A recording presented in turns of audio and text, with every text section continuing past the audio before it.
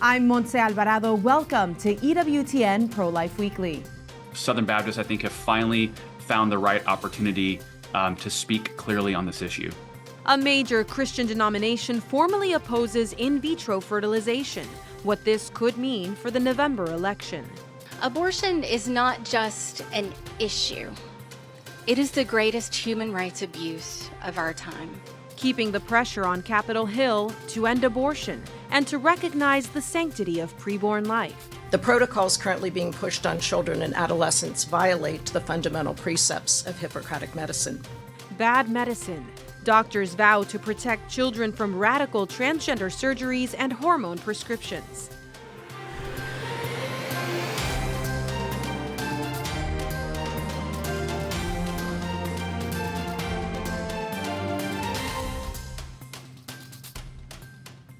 The Supreme Court's decision on the abortion pill mifepristone tops our show today. Justices rejected the challenge to the Food and Drug Administration's lifting of safety regulations on the pill. The FDA allows the abortion pill to be prescribed via telemedicine and delivered through the mail. Mifepristone is used in more than 50% of abortions in the United States. With this decision, abortion pills will continue to be available to patients without an in-person doctor's visit and received through the mail.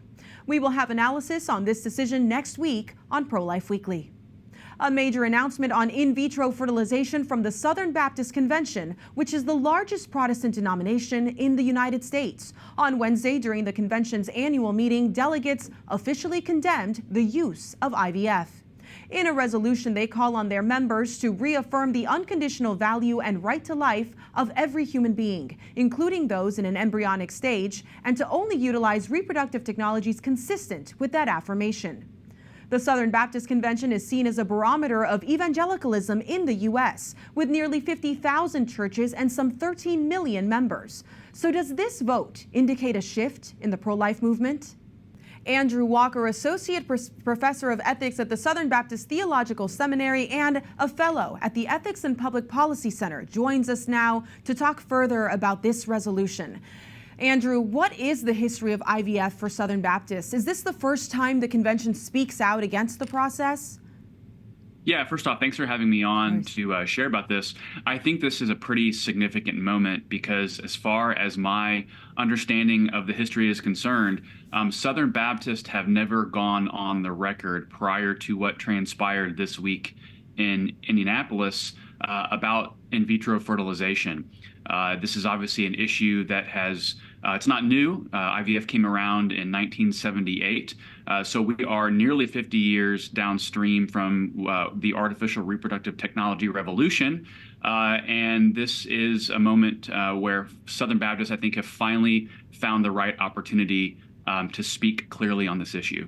And how significant is this for the denomination? We're talking about like you were saying, a 50-year cycle where something like this did also happen with contraception. Obviously, pronouncements on the life issue are very common. Where are we on this? I think it's both very important and then also rather mundane or routine. Here's what I mean by that. I think what we saw happen in Indianapolis this week is Southern Baptists really bring to bear the full force and logic of their underlying human dignity ethic. So the Southern Baptist Convention is known as one of the most pro-life denominations in the entire United States, particularly around the issue of abortion.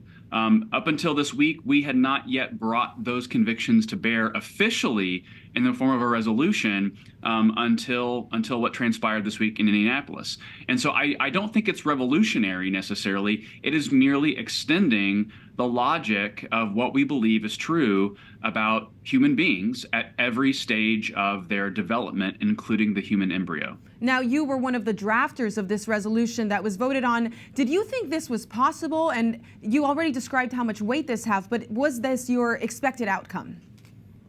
I did expect the resolution to be well received on the floor of the Southern Baptist Convention. There was some floor debate, some very kind individuals who expressed some concerns with the resolution, but the floor of the Southern Baptist Convention is a very conservative floor. It's a very conservative constituency. As I said, we're a very pro-life denomination. If if Southern Baptists have an opportunity to bring their pro-life ethic to bear on every issue that it needs to bear upon, I think Southern Baptists should. And this week we demonstrated that we did. And so I think that this is, again, a major moment for bioethics in America. I think it's a major moment for Protestant bioethics. And I think it's a very significant moment simply because Southern Baptists are often treated as a bellwether for broader kind of evangelical attitudes on any given issue in the culture today. Absolutely, and we'll talk about that in a second. What is then the basis for this position for non-Catholic Christians, the anthropology, the bioethics of this? It begins with the affirmation that every human being is made in God's image. That comes from Genesis 1:26 through 28. The idea here is that to be made in God's image is not something that we carve out exceptions to based on the size, the environment, the location, the degree of dependency of the human person. That human persons are human persons at every stage of their development. And this is something that, again, we see affirmed in Genesis, which is why I don't see this as a necessarily controversial resolution. It's merely working out the full force and logic of what we believe Scripture to teach, is that we don't get to deny human beings their full dignity and their full humanity based on some arbitrary classification that technology allows us to parcel out. Well, it's certainly a significant step in Christian unity. How might then this impact the November elections? You alluded to this a little bit. A recent Pew poll noted that 81% of white evangelical Protestant voters would back the presumptive Republican candidate, Donald Trump, who has been in favor of I.V.F. alongside many other Republicans. I think we're at a very early stage in this conversation, and I think that it's actually perhaps too preliminary to think about how this resolution and the SBC and evangelicals' attitudes towards I.V.F. could have practical consequence in the election this year. But I do think that Southern Baptists are aware that probably the culture is very much stacked against us on this issue. I'm a political realist. I understand that on the Republican and Democratic side alike, there is no demand or no desire to ban, let alone regulate, I.V.F. So this is one of those issues where Southern Baptists need to speak clearly, regardless of the political consequences. We don't pick and choose what we say based on whether it is deemed likable in the culture or not. And so, witnessing to the truth for the sake of the truth is something that we're called to do, regardless of the consequences, knowing that we probably have a very long-term conversation to have that thankfully we just began this week. Well, we certainly believe in that here at EWTN. Thank you so much, Andrew. Thank you. On the same day of the Southern Baptist Convention vote, all 49 Senate Republicans signed a statement supporting access to I.V.F. Their statement, however, was directed at Senate Democrats, not the Southern Baptist Convention. We're here to reject the lie that some human beings can be discarded simply because of their size, their dependence, or because others view them as unwanted or inconvenient. Calling for equal protection for all human life from the moment of conception. The pro-life organization Live Action and others, including members of Congress and medical professionals, gathered on Capitol Hill this week to be a voice for the voiceless. The news conference comes just weeks before the 2-year anniversary of the historic Dobbs ruling that overturned Roe v. Wade. Since that historic ruling, several states have enacted pro-life laws. Pro-abortionists have challenged many of these laws in the courts. On Capitol Hill, recent Democrat-led committee hearings have taken direct aim at pro-life legislation, including one just this Wednesday. But pro-life advocates made sure to speak up too. Let's take a listen. Even when people are able to access abortion care by traveling, this travel comes at enormous cost to many who are already bearing the brunt of inequitable access to care. It comes at financial cost, the cost of the abortion itself, the cost of travel. It comes with a logistical cost, finding a place to stay, arranging for childcare since most abortion patients are already parents, being able to request time off work. And it can come with an emotional cost, navigating an incredibly complex and quickly changing legal landscape in order to access care, Pregnancy centers are a critical social service organization offering support and comprehensive care for young women to continue healthy pregnancies, the birth of healthy babies, and to deliver pre- and postnatal care to babies and families.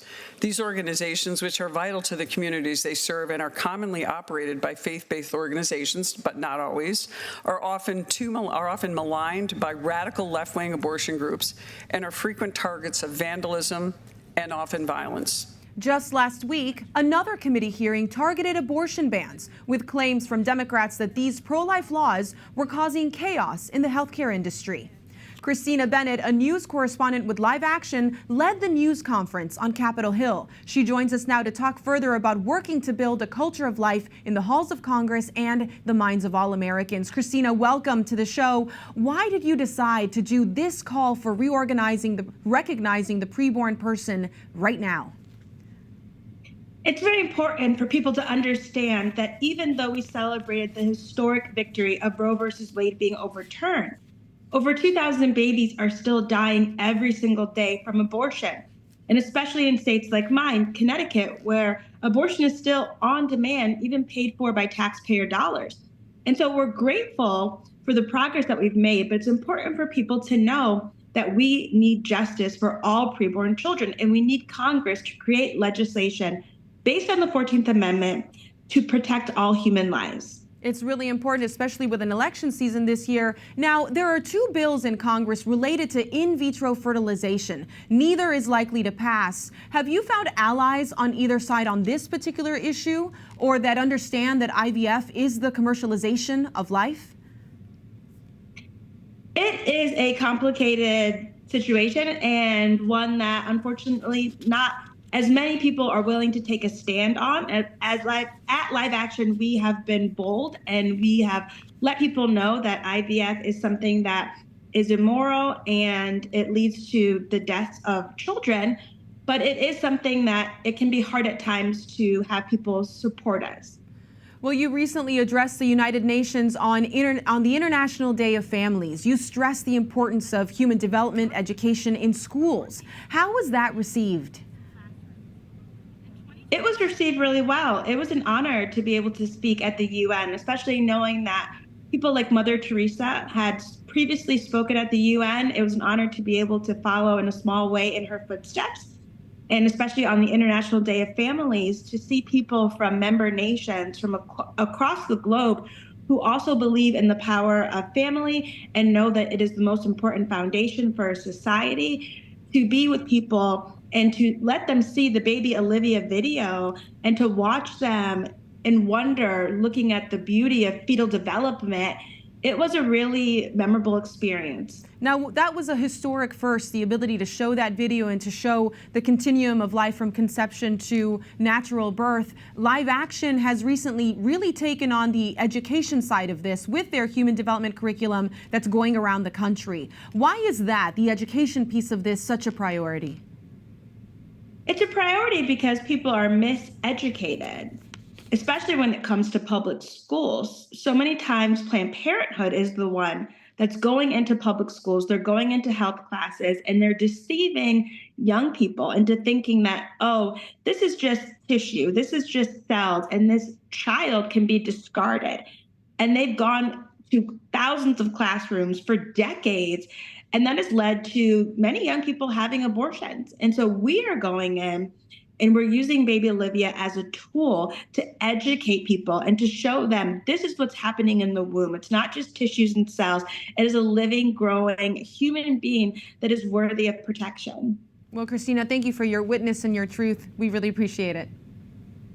You're welcome. Thank you. God bless. To follow pro-life and pro-abortion laws, as well as what states will be voting on these issues this November, head over to our sister news organization, the Catholic News Agency, on their website. Medical decision-making should respect biological reality and the dignity of the person. 18 medical and health policy organizations, including the American College of Pediatricians, are calling for an end to the controversial practice of so-called gender-affirming care.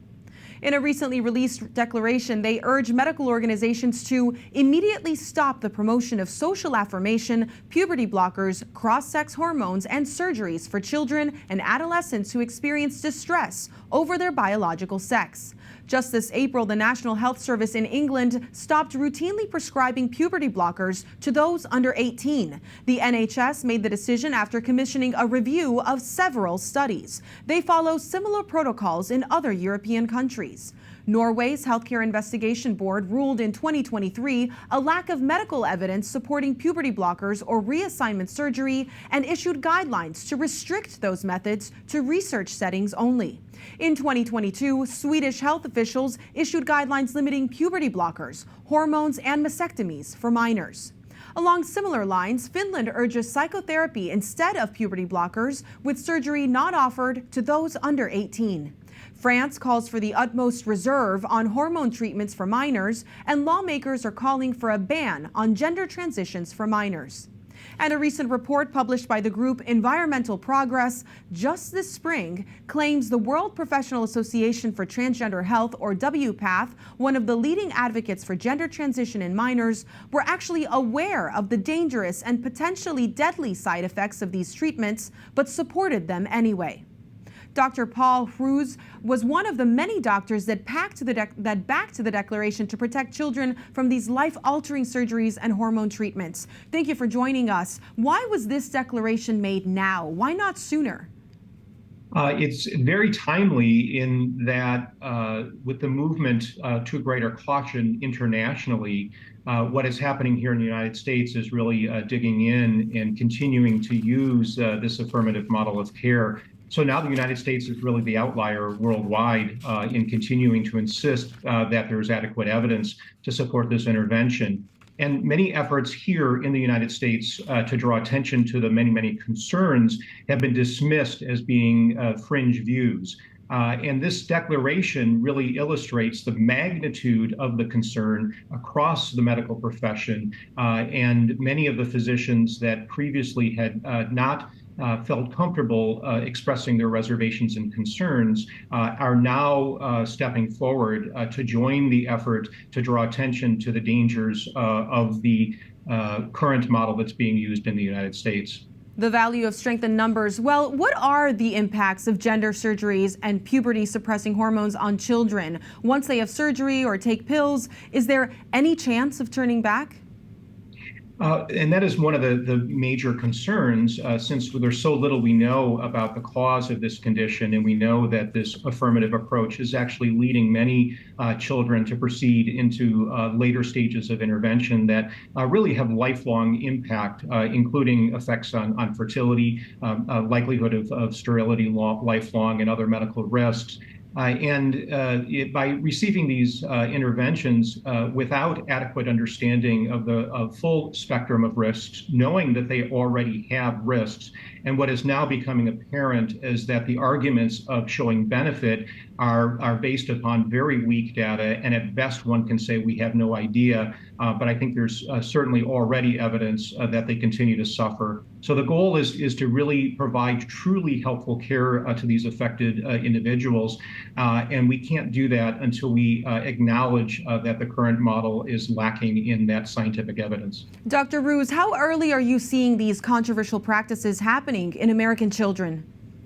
It is important to know that initially when they were proposed in Europe, in the Dutch protocol, that the administration of cross-sex hormones was reserved until 16 years of age, and surgeries were not offered until the age of majority after 18 years. In the latest iteration of the WPATH guidelines, that they have removed all age restrictions. That means that girls as young as 8 years of age, boys as young as 9 years of age could be offered puberty blockers, and really very shortly thereafter exposed to hormones. We know that there are certainly recorded cases of children as early as 12 years of age undergoing bilateral mastectomy for females that desire to appear as males.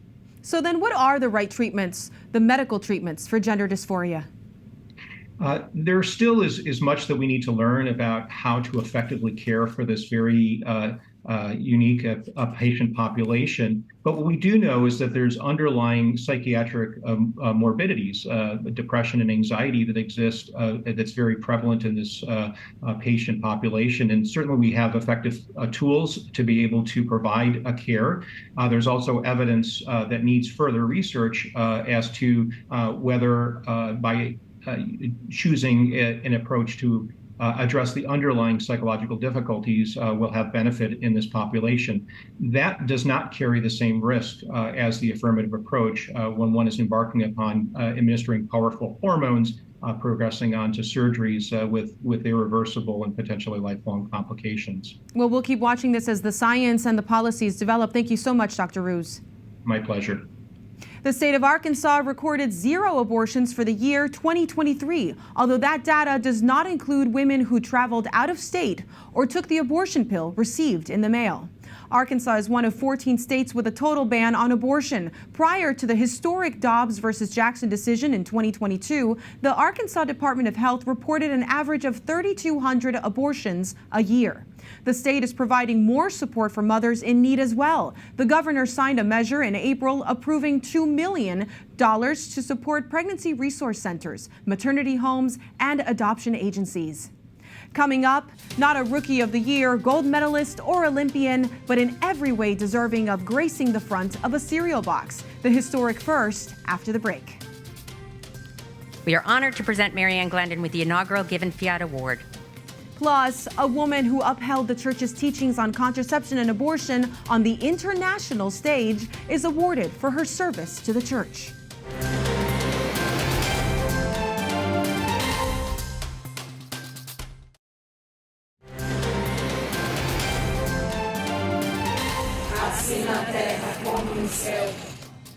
Praying the Holy Rosary as a National March for Life kicks off. An estimated 3,000 people took part in the demonstration on the Esplanade of Ministries in Brasilia on Tuesday. Marchers ended at the National Congress, where they asked federal deputies to approve a bill that would make abortion after 22 weeks a crime akin to homicide. Abortions are legal in Brazil if it is the result of a rape or puts the mother's life in danger. Advocacy for the preborn also in the halls of higher education, inside government buildings, and at podiums on the international stage. One woman who has upheld church teaching on life in all of these environments is Ann Glendon. She received an award this week for her mentorship of students and fortitude in the public square as a Catholic leader. A public acknowledgement of gratitude to God for a woman who exemplifies the 3 pillars of Given, and who stands as a living testimony to the transformative power of a life dedicated to excellence and love. Glendon joyfully accepted the inaugural Fiat Award from the Given Institute. The institute is dedicated to providing mentorship for young adult women, and Glendon is definitely a leader in the church we can all look up to. Ann Glendon is a professor of law at Harvard University, former U.S. ambassador to the Holy See, former board member at the Vatican Bank, a member of the Pontifical Academy of Social Sciences and the Pontifical Council for the Laity, to name a few of her many honored positions past and present. I had the opportunity to sit down with her moments after she received this distinguished award to talk a little bit about how she first dipped her toes into the pro-life movement. When I could, I became involved in a small way in the pro-life movement in Boston, and together with some other women, we got very concerned that back in those days, the pro-life movement was being treated in the press as indifferent to the concerns of women. And so we formed an organization that we called Women Affirming Life, and we said, we had a motto on our letterhead that said, we are pro-child, pro-woman, pro-life, and pro-poor. And so that took up, that was about all I thought I could do in the beginning. But then I figured out that I could direct some of my academic research toward questions that weren't getting proper attention. So I did a comparative study of how abortion is regulated in 26 Western nations. And the study showed that the United States, after Roe, had a far more extreme approach than any of those other countries. That, strange to say, and I don't think it could happen today, but that book, which won a prize and was published by Harvard University Press, that book was what got me an offer from Harvard Law School for a tenured position. Congratulations to Ann Glendon on this award. You can find out more about the Given Institute by visiting their website. And now to highlight another kind of award that is a historic first. A pregnant woman is featured on the front of a cereal box. Best-selling cookbook author Molly Baz is shown at 39 weeks pregnant, gracing the front of Special K. On her Instagram account, she writes that the campaign is all about celebrating pregnant bodies everywhere. We hope to see more pregnant women celebrated in similar ways. Congratulations to Molly on her pregnancy. That does it for this edition of EWTN Pro-Life Weekly. Be sure to like us and follow us on our social media channels and sign up for our newsletter, The Pro-Life Pulse, EWTN.com/pro-life. Remember, life is a gift. Your life is a gift. God bless.